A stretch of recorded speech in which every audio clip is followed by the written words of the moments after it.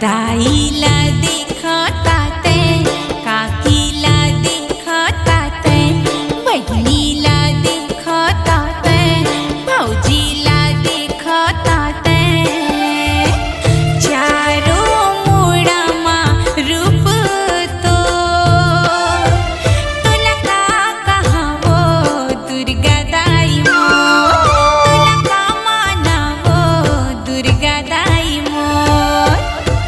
दाईला देखता ते, काकीला देखता ते, बहिणीला देखता ते, भाऊजीला देखता ते, चारों मुड़ामा रूप तो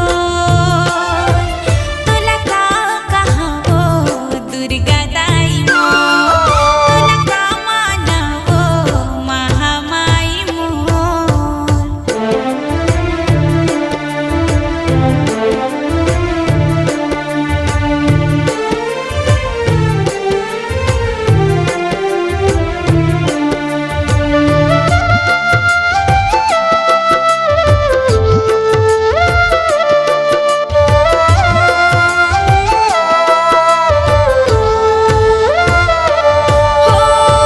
जन्म देवैया लागे दुर्गा दाई, काकी दुलारे ता दिखे महामाई।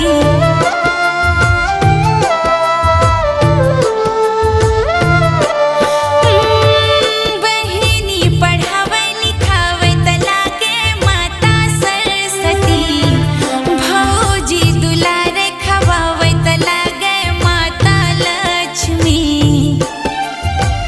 सबो देवी ही घर मामो, काना ता माना दुर्गा दाई मोर, तुला का कहावो दुर्गा दाई मोर।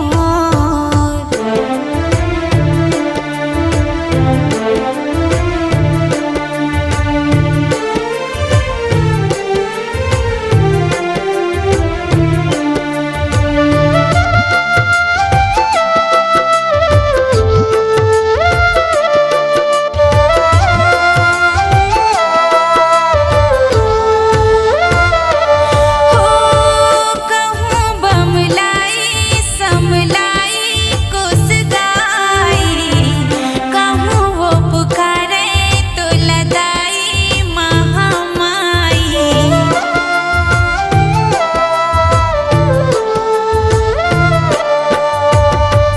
रतनपुर मा रतनपुर हिन, रायगढ़ मा रायगढ़ हिन, अपन अपन बुधल दाई नावला तोरे गढ़ हिन।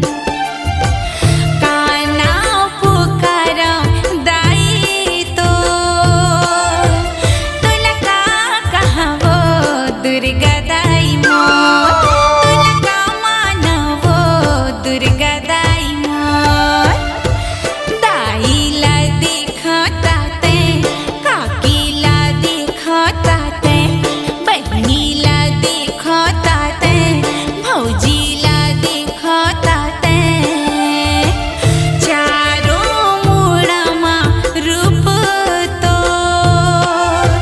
तुला का कहावो दुर्गा दाई मोर, तुला का मानावो दुर्गा दाई मोर, तुला का कहावो दुर्गा दाई मोर, तुला का मानावो दुर्गा दाई मोर, तुला का कहावो दुर्गा दाई मोर, तुला का मानावो दुर्गा दाई मोर, तुला का कहावो दुर्गा दाई मोर